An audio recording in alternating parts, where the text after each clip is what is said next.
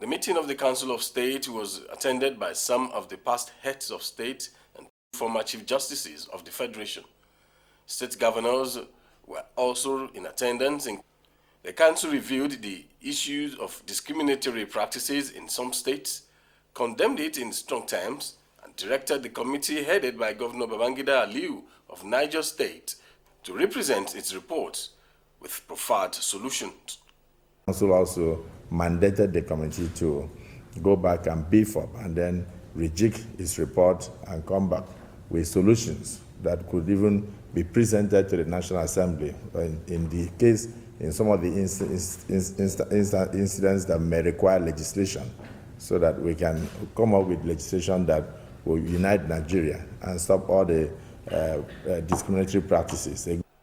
The ongoing security situation in the country, particularly the purported negotiation with the Boko Haram on the release of the Chibok girls by the National Security Advisor, also came under scrutiny, as the Council expressed hope of an end to insurgency in the country.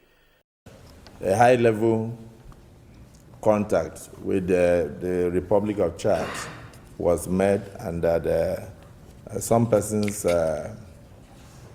who acted on behalf of Boko Haram and who claimed to have authority also had discussions with them, and then some Nigerian officials were with them. And then, of course, no agreement has been reached yet.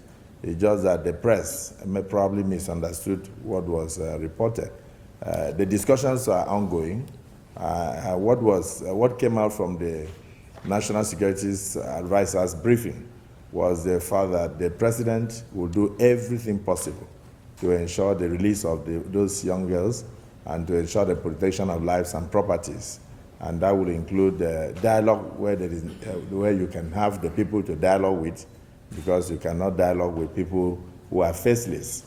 And therefore, any opportunity must be explored to ensure that peace returns to the region. As the Council of States was briefed on the Ebola status in Nigeria, including the declaration by the WHO that Nigeria is now Ebola-free, the Police Council at a separate meeting confirmed the appointment of Suleiman Abba as a substantive Inspector General of Police, having found him competent and advised the President who ratified it.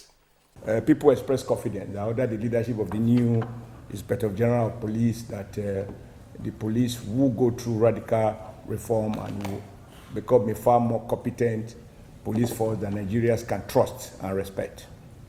On the issue of community policing and funding of the police, the Vice President, Nnamdi Sambo, has been directed to examine the issue at the National Economic Council meeting, especially on how the agreed 1% deduction from the statutory allocation from the state be appropriated to the police fund.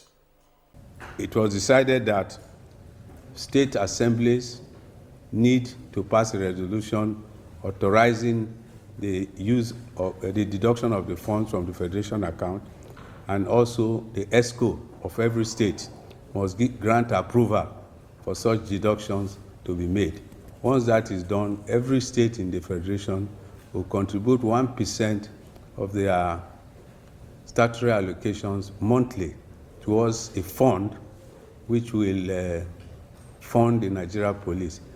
In the State House, Segun Lawole, NTA News.